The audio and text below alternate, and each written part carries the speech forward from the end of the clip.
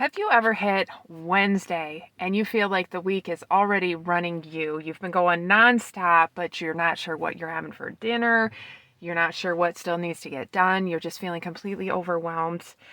It's a trial. It is a challenge to be sure when you feel like the week is in charge of you rather than you in charge of the week. And it's not because you're having a bad life or whatever.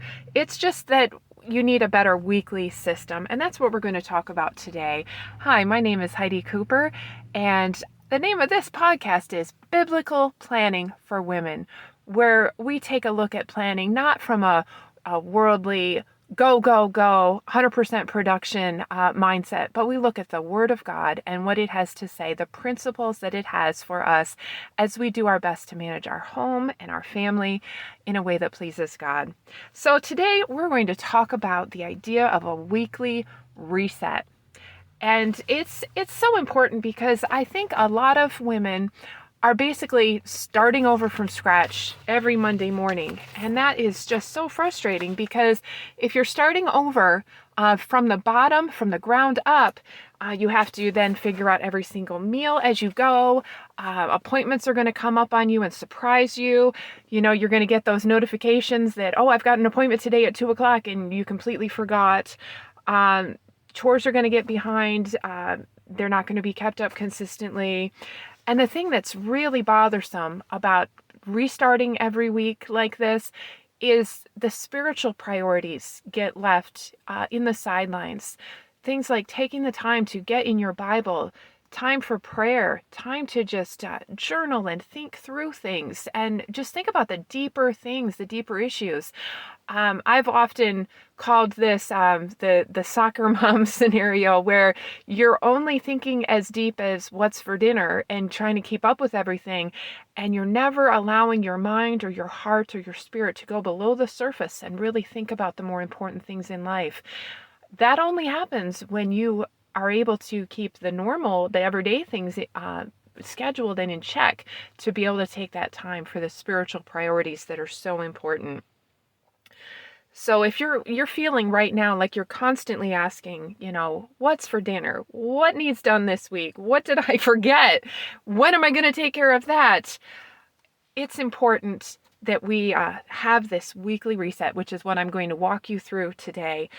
Because right now, if that's how you're feeling, where you're constantly starting over from the bottom, what you're going to be struggling with is decision fatigue. And that is the thing. I know you've probably heard that.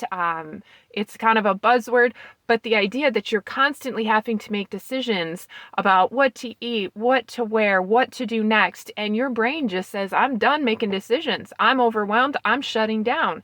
We don't want that to happen because that leads to some serious stress, and we want to get rid of as much stress as we can. So just to give you a picture of the problem with this constant every Monday morning starting over, it's like driving to a new place every day with no map. This example really made me laugh. It's like literally rebuilding your house from scratch, like let's just knock down the walls. Let's build that wall again. You're doing the same thing over and over again without a structure in place to guide you and help you. So we don't want to build a schedule. We want to build a rhythm. And that's an important distinction. A schedule is laying out your day by the clock, that every minute is accounted for. That is going to feel very rigid, and it's gonna break too, because toddlers don't follow rigid schedules, do they?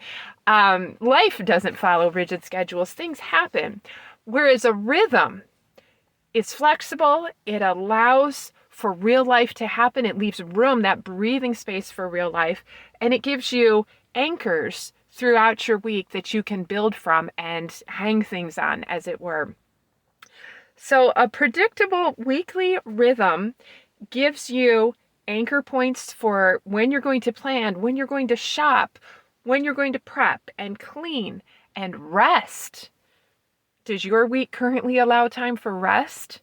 How about worship? How about family priorities, like actually touching base with your children and praying with them, or whatever that looks like in your family. These things can find a home in a weekly rhythm and taking the time for a weekly reset to get everything in place.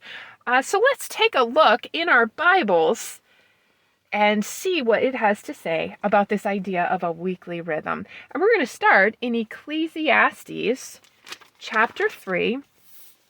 This is one of my favorite passages. Ecclesiastes chapter 3 in verse 1. It says, "For everything there is a season and a time for every matter under heaven. A time to be born, a time to die, a time to plant, a time to pluck up what is planted." And I encourage you to go ahead and read that whole passage. It goes on through verse 8. The idea is that our life is meant to happen in seasons and rhythms, and there's a time and a place for everything. What I want us to do is build our week so that there is a rhythm and a time and a place for everything that needs to happen. Let's take a look over in 1 Corinthians as well. 1 Corinthians and chapter 14, I'm going to read verse 40. "But all things should be done decently and in order." We want to get to the place where we're not constantly putting out fires, but we're actually preventing the fire in the first place with a good system in place. We want that rhythm. If you are familiar with Charlotte Mason and her homeschool principles, she often promoted the idea of habits so that you could have smooth and easy days. That's what a weekly rhythm provides, is smooth and easy days, because you know what comes next. And even when life happens, you have a default to come back to once you've dealt with whatever comes up. So rhythm, it creates a peace because you don't have to keep deciding everything over and over again. You have things laid out and have a rhythm to it. So before you have a weekly rhythm, everything's going to feel random. You're going to be forgetting things. And the thing that I really want to get so that you're not dealing with is the stress and the exhaustion of trying to keep up and just be reactive all the time. So once we get in a couple minutes, I'm going to lay out some action steps for you. I want you to be able to know, okay, this is what's roughly going to happen today. There's going to be fewer surprises. We're going to get rid of at least some of that decision fatigue, and we're going to get some steadiness into your days. It's not going to remove hard days. And let me tell you, it is not going to, but it's going to make them easier to navigate and less stressful for you. I have had quite an unexpected week myself this week, but knowing at least here's what's for dinner, here's what's on the shopping list, this is when I shop, having that rhythm in place has helped me navigate unexpected doctor's appointments and some other things that have come up that cause some stress, but at least I could just deal with that stress rather than adding that to, I don't know what's for dinner. So it's so important to have your baseline, your rhythm. Okay, so let's get right into the action steps. And the first thing I want you to do, step number 1, is choose a weekly reset time. And this is a time that's going to be protected each week, where you can kind of lay everything out for the next week.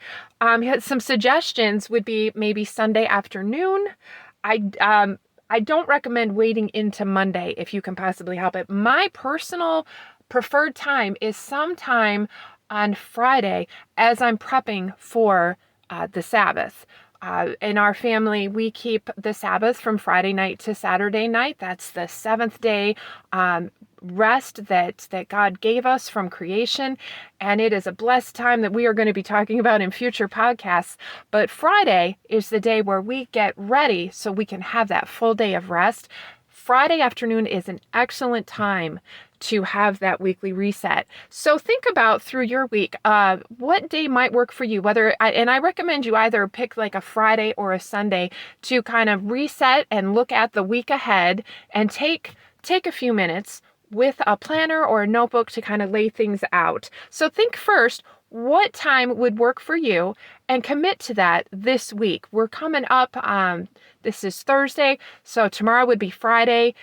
So think through pick Friday or Sunday to start with. And during a weekly reset, I just want to walk you through what that might look at. I lay out my planner in front of me, and in the planner I use, the one that I designed, it has a monthly section and a weekly section. In my monthly section, I keep all of the appointments and hard and fast things that need to be taken care of that are outside of just my home and chores and meals and stuff. So this is things like doctor appointments or like right now I'm sitting at the Secretary of State for an appointment. So those types of things would be in the monthly. So the first thing you're going to do is look at your monthly calendar and lay out. I have a weekly layout with columns for each day. I lay out all of the hard and fast things that I can't work over. Those have to be worked around. Those have to be taken care of. I lay those out first. Note those appointments. I have quite a bit of predictable rotating meals, but there's still some meals that I have to decide at the beginning of the week. So those get laid out as well so that I know at least dinner what all the meals are going to be.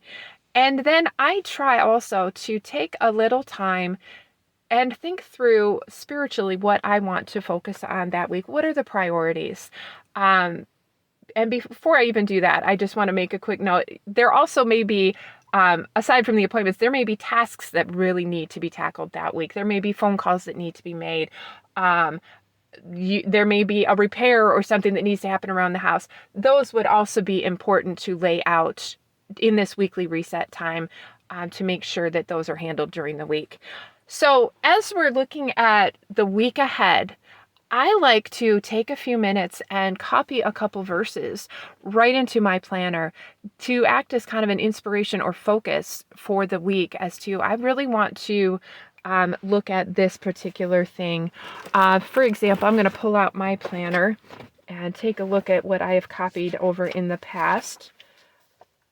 A couple weeks ago, I copied Galatians 6:9, for example, and let us not grow weary of doing good, for in due season we will reap if we do not give up. And I had that kind of as my focus for the week. So I copy that right into my planner so I can be looking at it all week.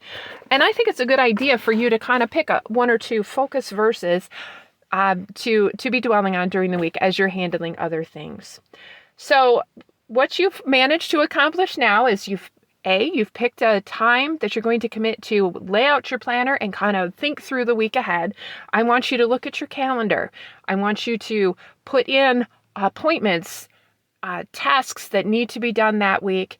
Look at your meals, and then take a few minutes to set a spiritual focus for the week. And I recommend doing that simply by copying a couple verses right into your planner so that you can look at them all week. So this is going to, right there, and you can do this in 15, 20 minutes. Right there, you've got focus, you've got rhythm laid out for the week to help guide you through what needs to take place in the next 7 days. And that is going to just put you way, way ahead of putting out those fires every week.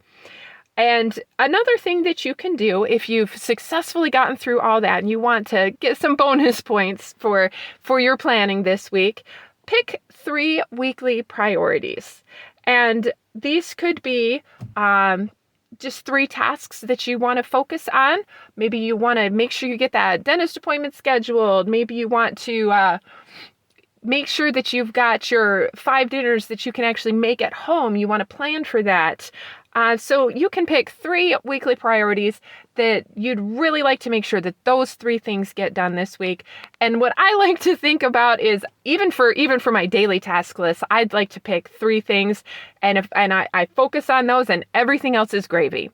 So you feel way more accomplished right out of the gate. You have a realistic goal. So you can pick 3 just to get done within the week. Let's start simple. Let's give yourself the full week to get these 3 priorities done, and everything else is gravy. Everything else is frosting on the cake. So you can mentally, you can feel really accomplished right out of the gate. Okay, so just to sum up, a weekly plan helps keep daily plans from multiplying and getting ahead of you and feeling like you're putting out fires all the time. So your action step after listening to this podcast today is to pick your time. I recommend either Friday afternoon or Sunday morning or maybe even Sunday afternoon that you sit down for 15 to 20 minutes with a notebook or ideally a planner. You lay out your appointments, you lay out your meals, any tasks that need to be tackled, and set some verses to focus on for the week. And then if you want some bonus points, if you were able to get through all that, go ahead and pick 3 priorities, 3 things that you want to tackle in the next week. And I think that will get you even closer to feeling really confident in your planning and in your management of your home and your family. We have a ebook that's free that you can go pick up that will give you lots more tips on planning with purpose, is what it's called. Planning with Purpose. I'll put a link so you can get that to help jumpstart you as you're on this journey to manage your home and family. You don't need to manage the whole year. You don't need to have quarterly goals. Let's just start by laying out the next week. 1 week at a time, we'll get it done, because you'll have more peace in your home if you're not reinventing the wheel, rebuilding the house every single week. So go get your rhythm going, and I will see you in the next episode.